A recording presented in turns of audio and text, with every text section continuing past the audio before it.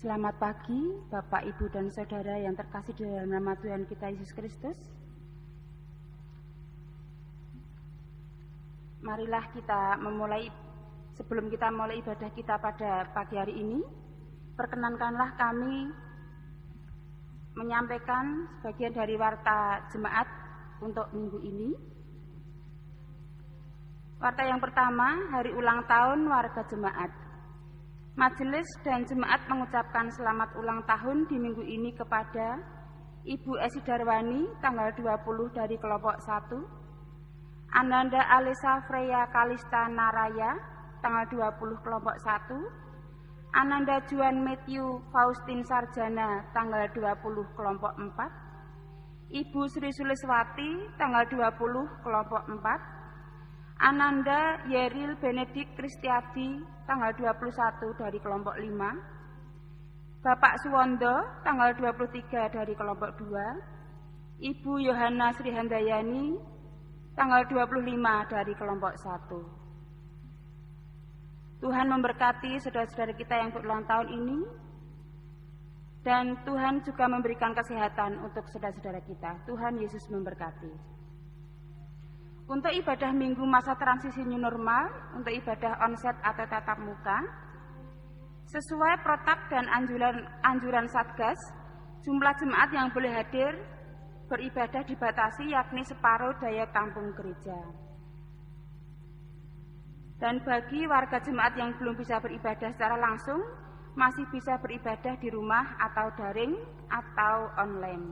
Mohon perhatian, dukungan, dan doa dari semua warga jemaat. Tuhan memberkati. Selanjutnya warga sakit.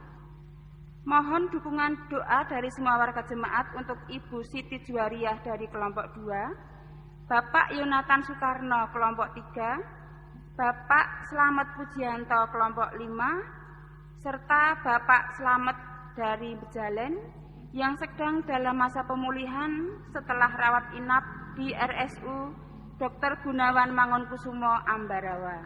Tuhan memberkati. Berikutnya rapat kajian APBG tahun 2020.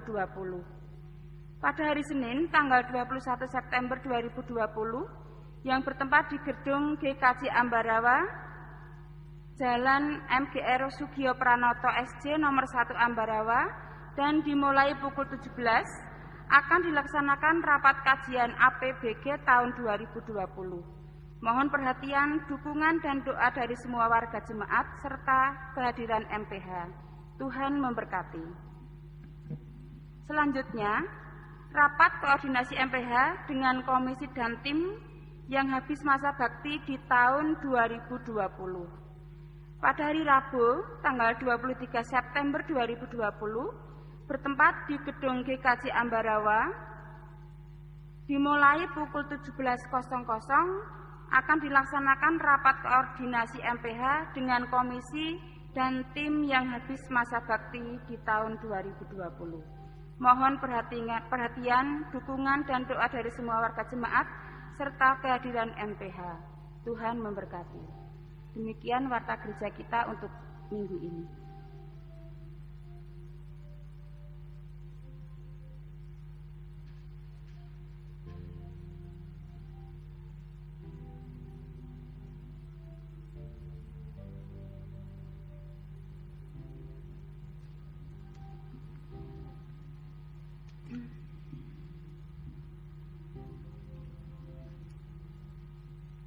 Bapak, Ibu, Saudara yang terkasih dalam Tuhan Yesus Kristus, tema ibadah kita minggu ini, ibadah sebagai tanda pemeliharaan Allah. Jemaat, saya undang untuk berdiri. Kita akan memulai ibadah kita pada pagi ini dengan panggilan beribadah dengan menyanyikan pujian Kidung Jemaat 15, bait yang pertama, berhimpun semua. Tuhan,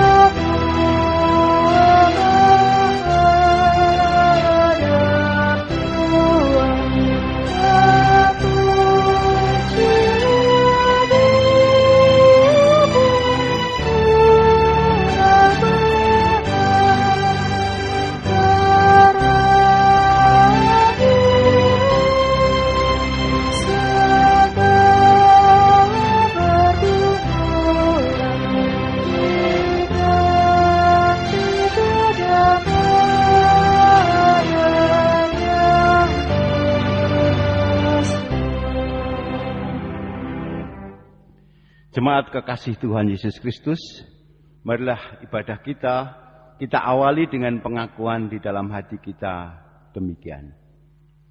Bahwa Tuhan yang menciptakan langit dan bumi adalah sumber pertolongan kita. Oleh karena itu terimalah salam rasuli. Kasih karunia dan damai sejahtera dari Allah Bapa kita dan Tuhan Yesus Kristus ada pada saudara sekalian. Amin.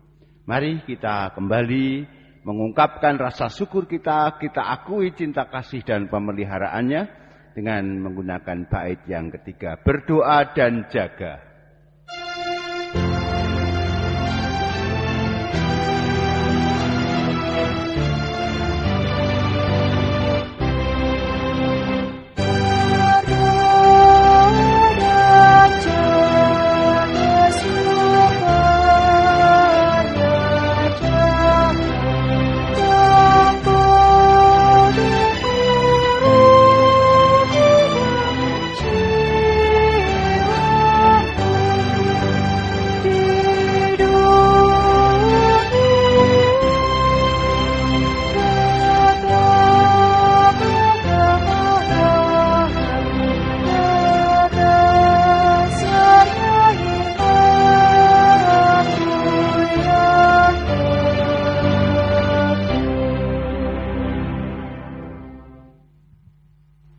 Silakan duduk. Bapak Ibu Saudara, kita akan mengakui dosa-dosa kita dengan mengingat hukum kasih yang terdapat di dalam Matius 22 ayat 37 sampai 40.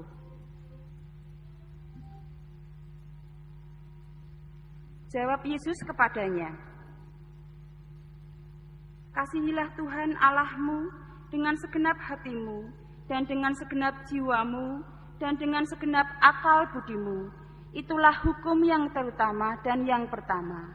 Dan hukum yang kedua yang sama dengan itu ialah, kasihilah sesamamu manusia seperti dirimu sendiri. Pada kedua hukum inilah tergantung seluruh hukum Taurat dan kitab para nabi." Kita akan menyesali dosa-dosa kita dengan menyanyikan Kidung Jemaat 28 bait yang keempat, "Ya Yesus tolonglah."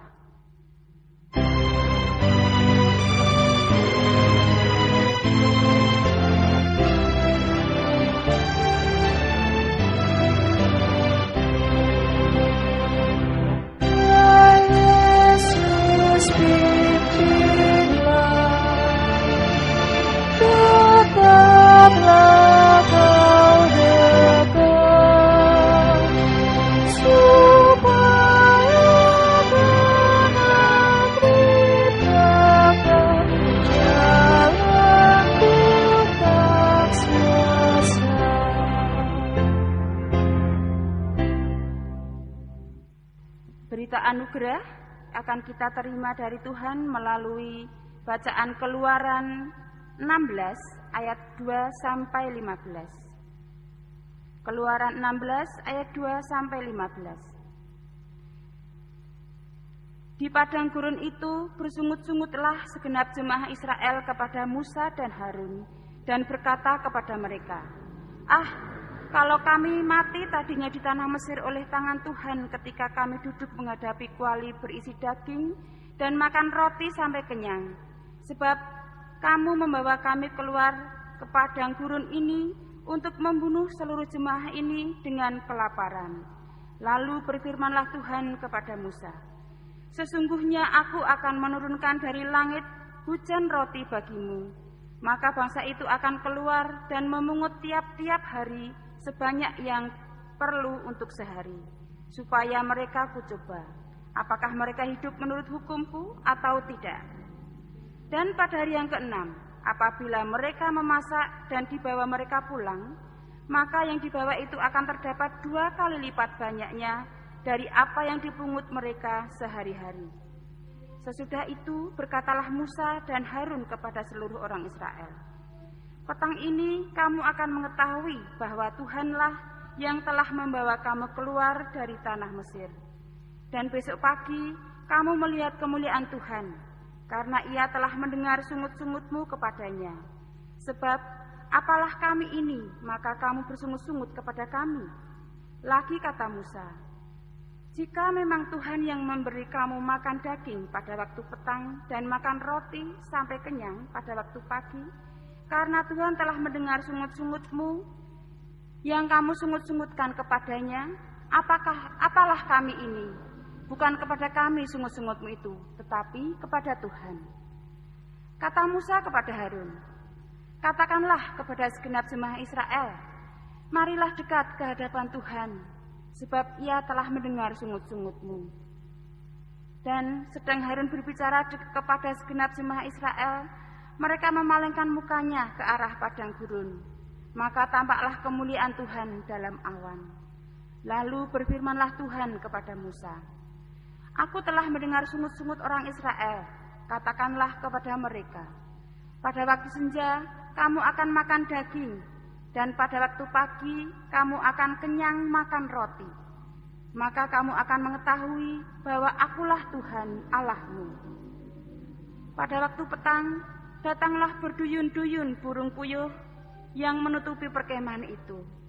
Dan pada waktu pagi terletaklah embun sekeliling perkemahan itu.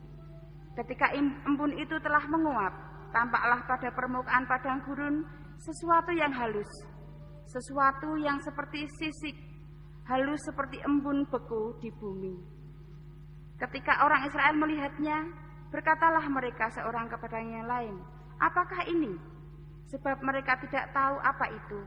Tetapi Musa berkata kepada mereka, inilah roti yang diberikan Tuhan kepadamu menjadi makananmu.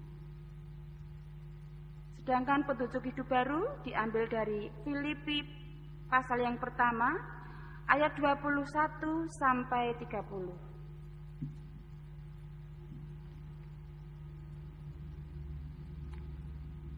Filipi pasal 1 ayat 21 sampai 30.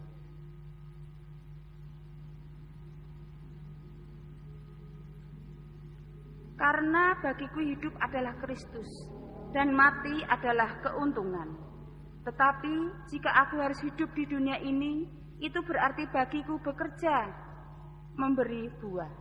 Jadi mana yang harus kupilih? Aku tidak tahu. Aku didesak dari dua pihak. Aku ingin pergi dan diam bersama-sama dengan Kristus. Itu memang jauh lebih baik. Tetapi lebih perlu untuk tinggal di dunia ini karena kamu. Dan dalam keyakinan ini, tahulah aku akan tinggal dan akan bersama-sama lagi dengan kamu sekalian, supaya kamu makin maju dan bersukacita dalam iman.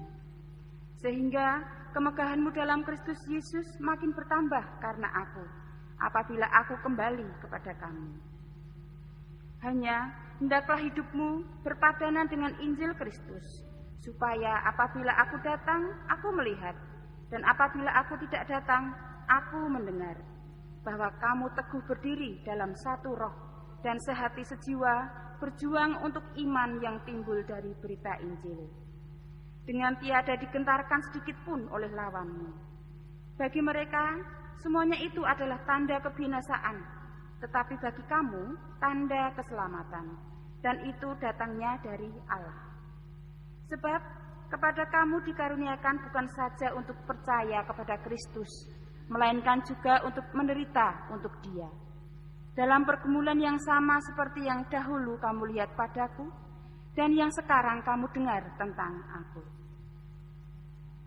Demikianlah berita anugerah dan petunjuk hidup baru dari Tuhan. Kita akan menyanyikan nyanyian kesanggupan, Hitung Jemaat 381, Yang Maha Kasih.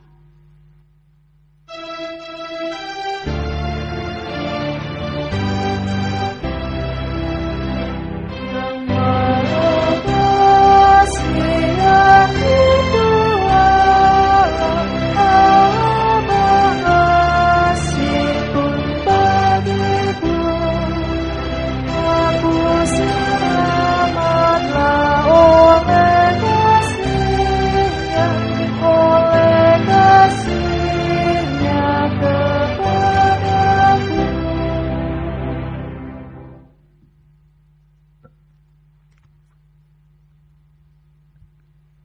Tiba saatnya kita akan mempersembahkan ayat penghantar terambil dari Mazmur 105 ayat yang pertama sampai 6, kemudian disambung ayat 37 sampai 45. Mazmur 105 ayat yang ke-1 sampai dengan ke-6, disambung 37 sampai 45. Puji-pujian atas segala perbuatan Allah di masa lampau. Bersyukurlah kepada Tuhan, serukanlah namanya, perkenankanlah perbuatannya di antara bangsa-bangsa.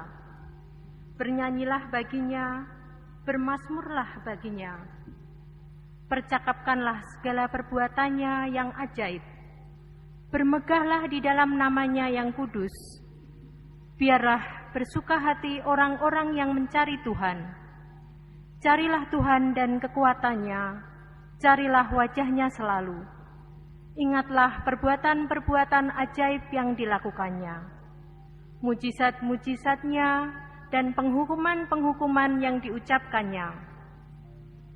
Hai anak cucu Abraham, hambanya, hai anak-anak Yakub, orang-orang pilihannya.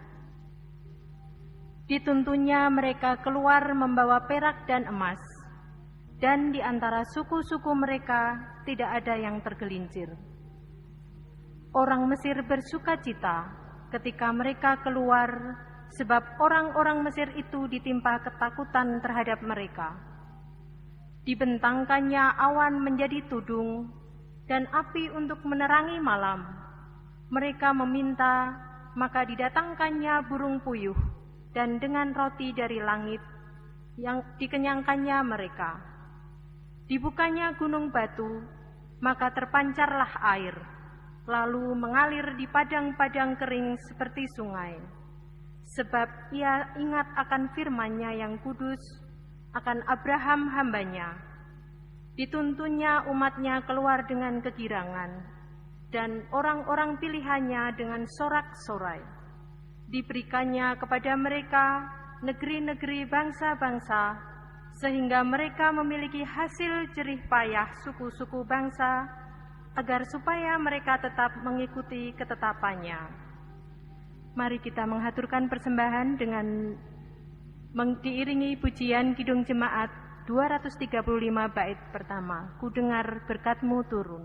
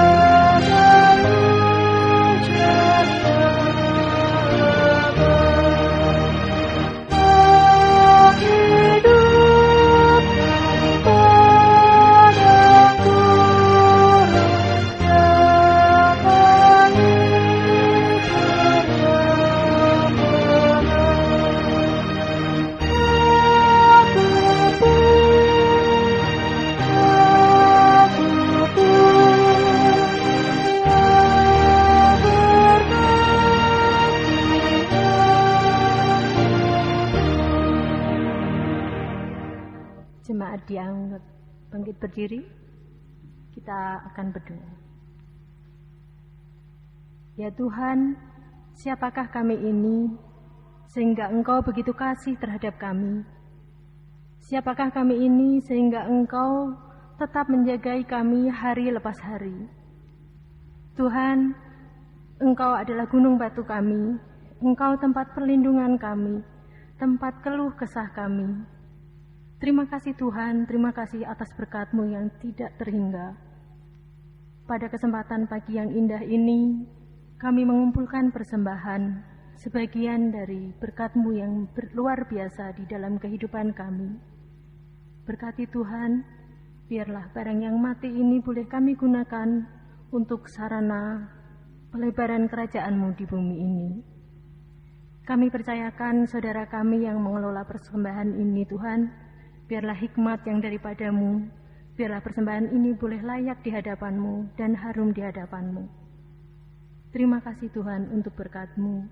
Dan jika pada kesempatan ini kami juga akan mendengarkan sabda firman-Mu, Tuhan tolong kami, jagai hati kami, turunkan Roh Kudus-Mu, sehingga firman yang akan kami terima benar-benar boleh kami rasakan, boleh kami mengerti, dan akhirnya kami lakukan di dalam kehidupan kami di keseharian. Berkati Bapak Pendeta yang akan menyampaikan sabda firman-Mu Tuhan. Ampuni Tuhan jika di dalam kami mempersembahkan dan berdoa terselip dosa pelanggaran kami. Di dalam nama Tuhan Yesus kami berdoa. Amin. Jemaat disilahkan duduk. Bapak Ibu, jemaat milik Tuhan, bacaan Injil kita terima melalui kesaksian Injil Matius pasal 20 ayat 1 sampai dengan ayat 16. Injil Matius pasal 20 ayat 1 sampai dengan 16. Adapun hal kerajaan surga sama seperti seorang tuan rumah yang pagi-pagi benar keluar mencari pekerja-pekerja untuk kebun anggurnya. Setelah ia sepakat dengan pekerja-pekerja itu mengenai upah sedinar sehari, ia menyuruh mereka ke kebun anggurnya. Kira-kira pukul 9 pagi ia keluar pula, dan dilihatnya lagi orang-orang lain menganggur di pasar. Katanya kepada mereka, "Pergi jugalah kamu ke kebun anggurku, dan apa yang pantas akan kuberikan kepadamu." Dan mereka pun pergi. Kira-kira pukul 12 dan pukul 3 petang, ia keluar pula dan melakukan sama seperti tadi. Kira-kira pukul 5 petang, ia keluar lagi dan mendapati orang-orang lain pula. Lalu katanya kepada mereka, "Mengapa kamu menganggur saja di sini sepanjang hari?" Kata mereka kepadanya, "Karena tidak ada orang mengupah kami."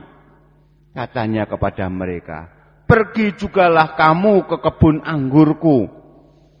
Ketika hari malam, tuan itu berkata kepada mandornya, "Panggillah pekerja-pekerja itu dan bayarkanlah upah mereka. Mulai dengan mereka yang masuk terakhir hingga mereka yang masuk terdahulu."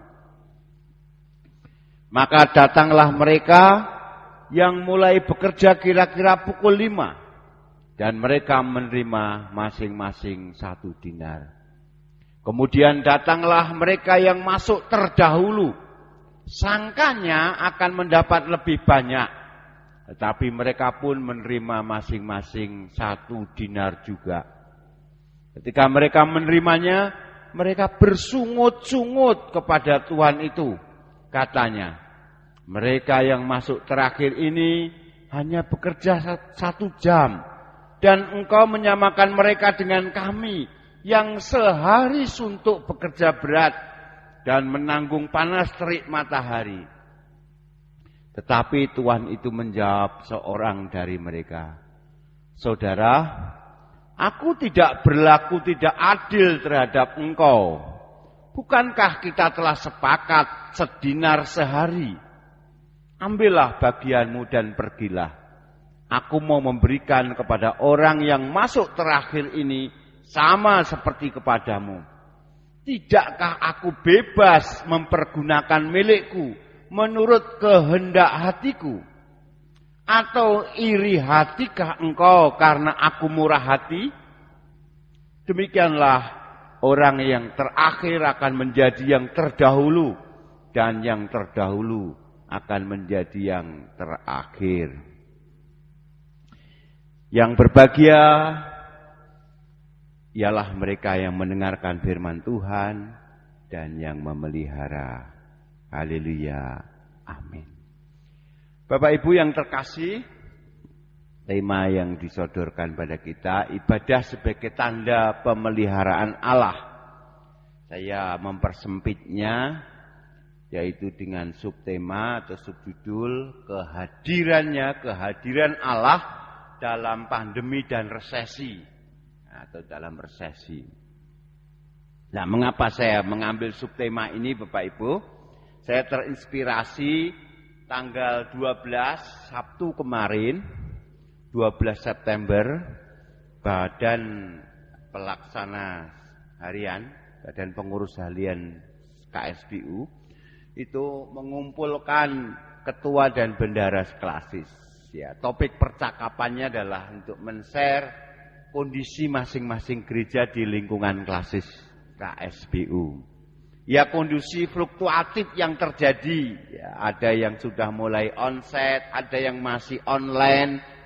Ya, ada yang bercerita kesulitan dalam segi finansial, ada yang mengaku wah tidak ada dampaknya. Ya. Jadi dari sharing tersebut Bapak Ibu saya melihat ada satu pertanyaan besar yang menggelayut ya, yang dimiliki oleh semua peserta. Pertanyaan besarnya adalah, akankah Tuhan menyediakan kebutuhan kita?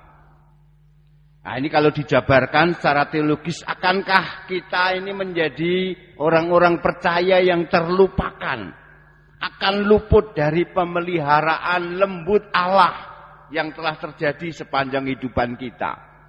Apakah Tuhan tetap akan memberikan bimbingan, memberikan energi, daya kreatif, supaya kita bisa menemukan anugerah Allah yang mengejutkan? Nah, jadi Bapak Ibu ini pertanyaan-pertanyaan. Bahkan ada pertanyaan yang sebenarnya sangat dalam. Sebenarnya apa sih yang kita butuhkan, yang sangat kita butuhkan? Kita ada dalam kebingungan kebutuhan materialistik atau kebutuhan spiritual. Semangat, kebutuhan, dorongan, tenaga dari Allah supaya kita tetap berani berjuang.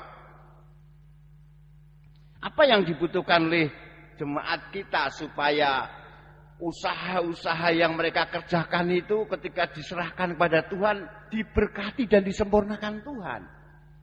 Nah, ini Bapak Ibu, ini kalau kita lihat skala global, skala nasional, Bapak Presiden kita juga sedang mengupayakan pertanian ribuan hektar di luar Pulau Jawa untuk mengatasi kelangkaan pangan.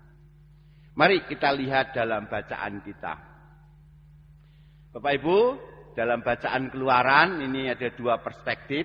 Kalau Keluaran itu apa yang terjadi, diceritakan. Lalu Mazmur itu adalah refleksi dari pemazmur terhadap peristiwa yang terjadi di Keluaran. Kita lihat dalam kitab Keluaran. Kitab Keluaran ini menceritakan tentang keraguan dan iman bangsa Israel.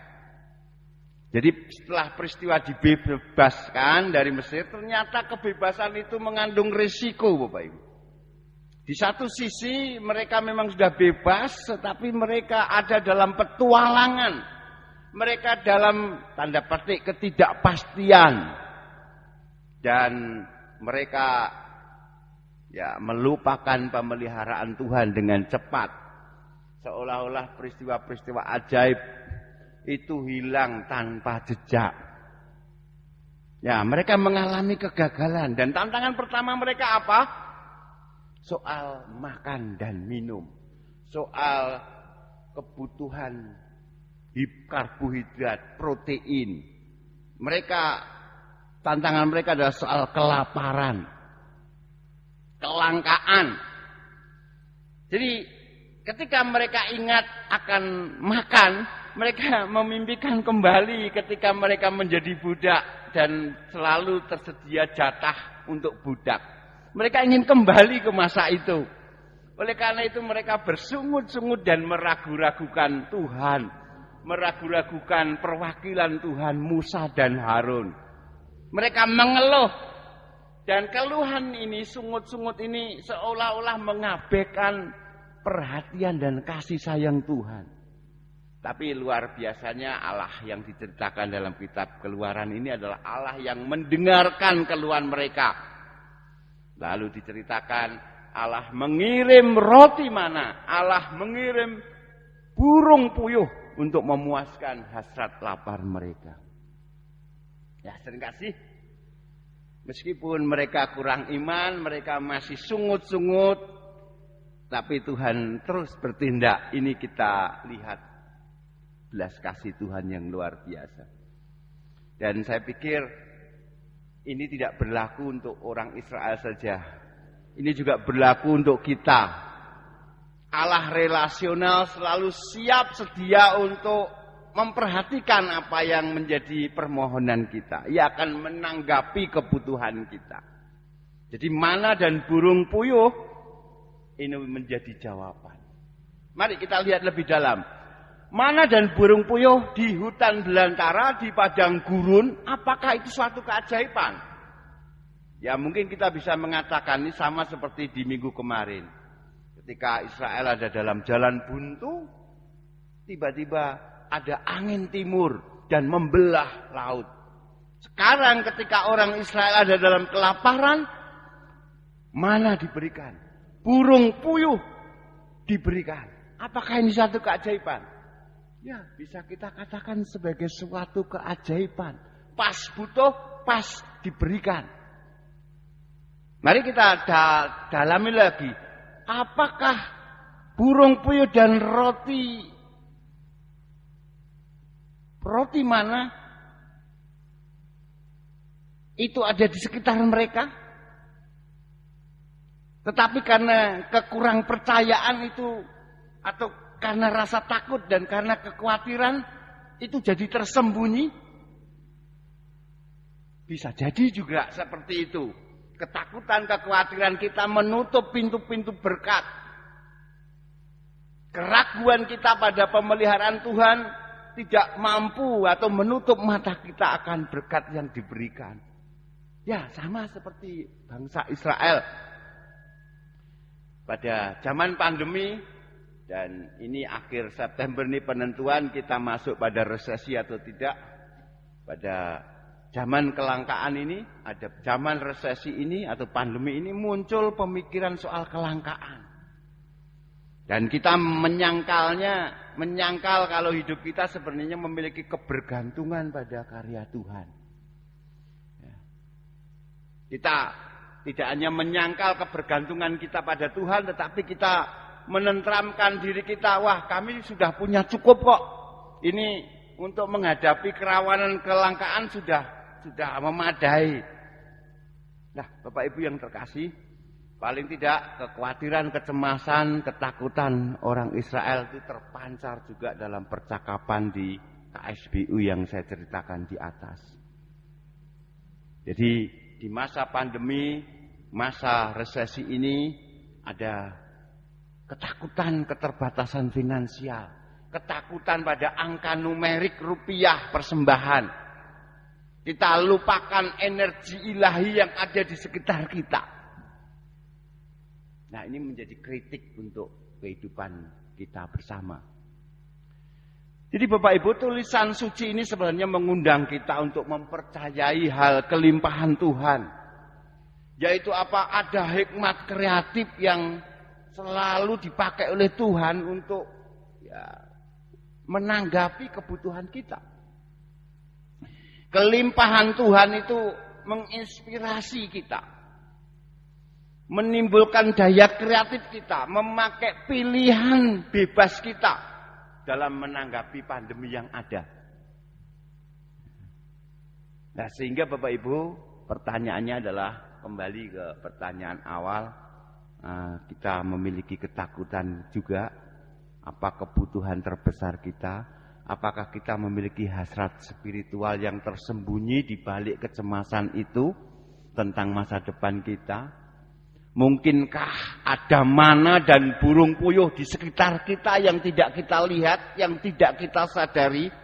Mungkinkah ada sumber daya yang belum kita manfaatkan atau yang selama ini tidak kita perhatikan? Dan itu akan kembali menggeliatkan, menginspirasi tugas-tugas gereja dan vitalitas gereja kita. Kita didorong dari bacaan Mazmur 105 tadi. Mazmur 105 melihat peristiwa mana dan burung puyuh dengan perspektif positif.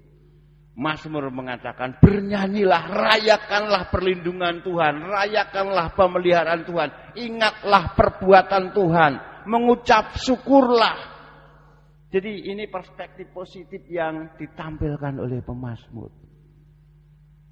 Jadi Bapak Ibu, pandemi bukan momentum yang sia-sia, tetapi momentum yang justru kita ditantang. Mazmur ini membuka mata kita bahwa dunia ini penuh berkat, karunia. Ia mengajak kita melihat dunia dengan mata baru. Sebab Allah yang setia akan terus setia. Jadi dengan berkat Allah tidak ada yang namanya jalan buntu. Pasti akan dibuka jalan. Bapak Ibu, kita belajar dari bacaan Filipi. Menulis surat Filipi di dalam penjara, Paulus mengatakan ia rindu rumah surgawi, alam surgawi. Itu satu perkara. Tapi ada perkara yang lain. Tapi dia sadar panggilan utamanya. Dia mengatakan mati adalah keuntungan. Tapi hidup adalah untuk Kristus. Jadi surga bisa menunggu kita. Selama kita di bumi, itulah justru tempat kita harus melayani Tuhan. Jadi Paulus mengingatkan jemaat di Filipi akan panggilan yang sama yang harus diwujudkan. Mereka menasihati, hiduplah dengan setia. Hiduplah berdasarkan panggilan yang diberikan.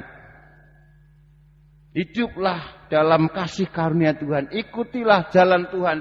Kerjakanlah pekerjaan baik yang telah Tuhan berikan. Sehingga melalui apa yang kita lakukan, kita bisa mengalami surga di bumi.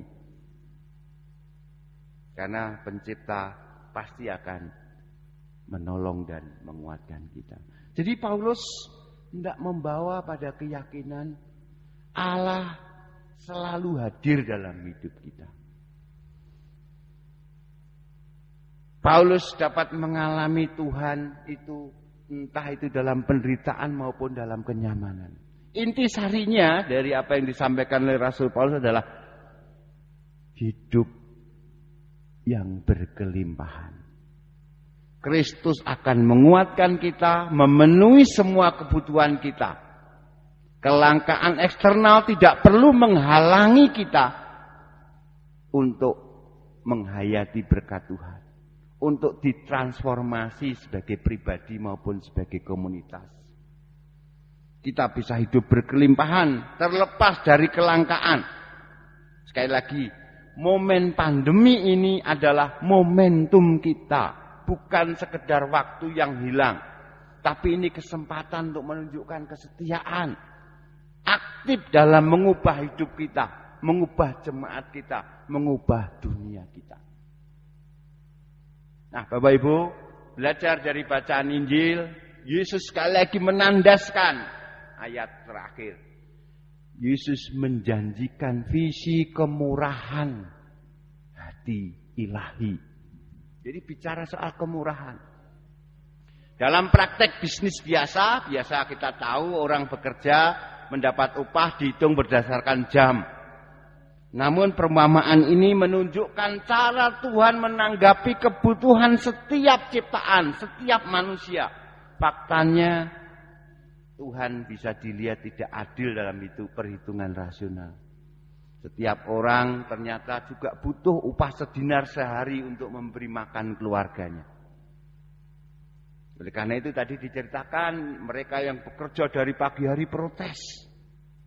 Mengapa mereka diperlakukan sama? Padahal orang yang bekerja cuma 1 jam juga mereka memiliki keluarga yang cemas. Mereka yang memiliki keluarga yang lapar juga.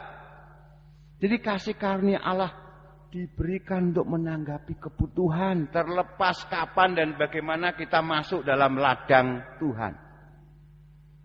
Nah, namun Bapak Ibu, seringkali perilaku kita sendiri yang membatasi atau memperluas ketentuan kemurahan Tuhan ini. Jadi diri kita itu sebenarnya masalahnya. Apakah kita membatasi kemurahan ilahi atau memperluas kemurahan ilahi? Tuhan melimpahkan kasih karunia. Dia selalu menerima keluhan apa yang menjadi jeritan kita. Dan kita selalu menerima rahmat baru setiap pagi. energi, kemungkinan, wawasan, intuisi baru.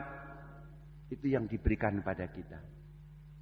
Jadi sekali lagi Bapak Ibu, kita dihadapkan pada perwujudan hidup yang berkelimpahan. Kita menerima lebih dari yang seharusnya tidak kita terima, itu intinya. Karena mungkin kita termasuk golongan yang bekerja 1 jam, 2 jam, 3 jam, tapi mendapatkan kelimpahan berkat yang sama dengan yang bekerja sehari suntuk. Bacaan ini mengajak kita untuk terus memikirkan rahmat Allah dan bersandar pada rahmat Allah. Mengajak kita untuk terbuka pada rahmat. Karena rahmat itu bisa mengubah cara melihat kehidupan. Mengubah keadaan kita. Mempercayai karunia Tuhan. Itu berarti kita terbuka dan memperluas pilihan dan kreativitas kita. Mendorong kita untuk mengenal sumber daya yang ada di sekitar kita. Supaya kita mampu melakukan hal-hal yang baru dan kreatif. Berani mengambil risiko. Percaya kalau kegagalan itu pun bisa dipakai oleh Tuhan untuk kebaikan masa depan kita. Jadi Bapak Ibu, di masa pandemi dan krisis ekonomi ini, kita dipanggil untuk menjadi seperti Tuhan dalam memenuhi kebutuhan orang lain.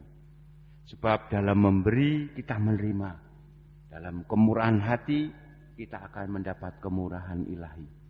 Dunia kita berkembang, hati kita juga harus menemukan kegembiraan di tengah-tengah masa-masa sulit ini. Amin. Saat teduh untuk kita.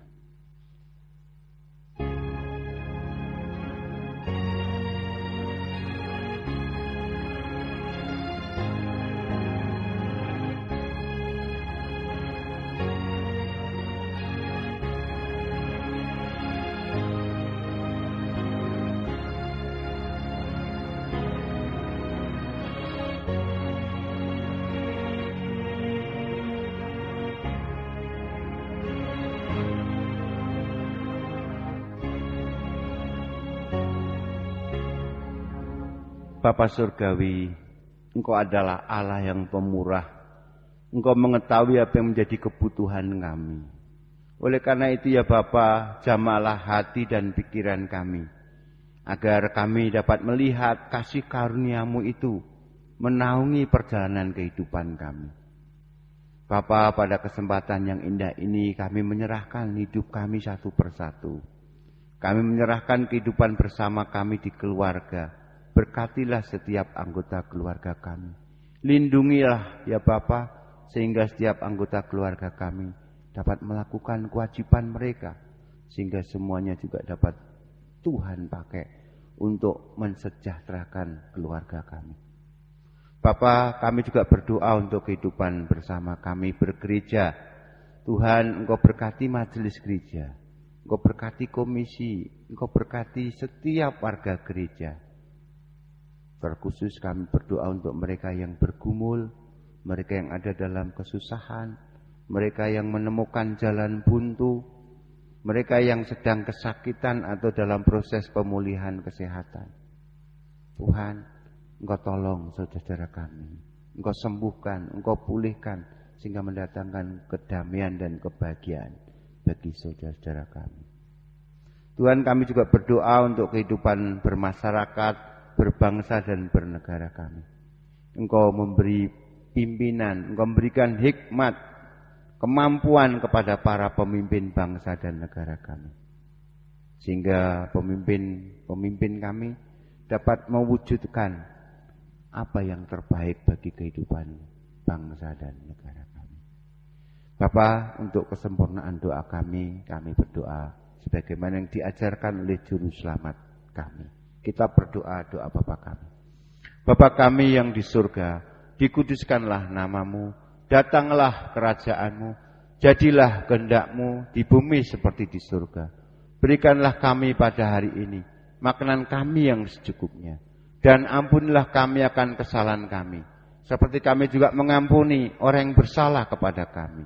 Dan janganlah bawa kami ke dalam pencobaan, tapi lepaskanlah kami daripada yang jahat.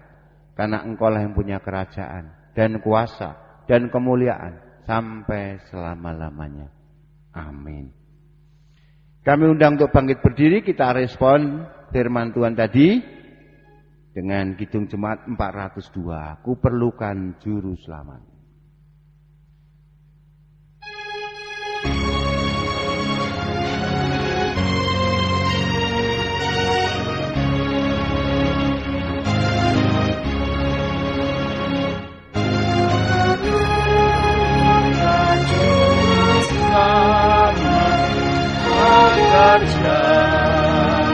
Aku sesat, selalu harus kurasakan.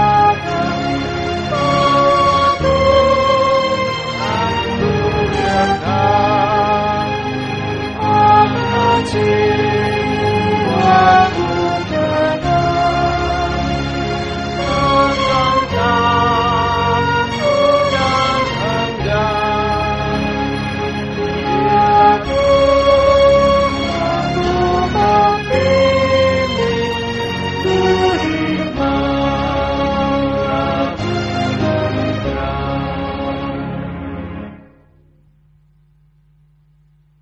Dengan tetap berdiri, marilah kita memperbarui iman kita dengan bersama-sama mengaku iman rasuli.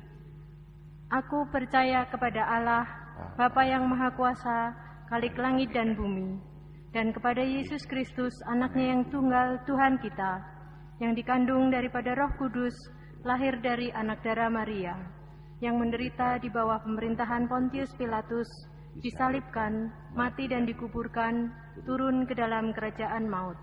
Pada hari yang ketiga, bangkit pula dari antara orang mati, naik ke surga, duduk di sebelah kanan Allah, Bapa yang Maha Kuasa, dan akan datang dari sana untuk menghakimi orang yang hidup dan yang mati.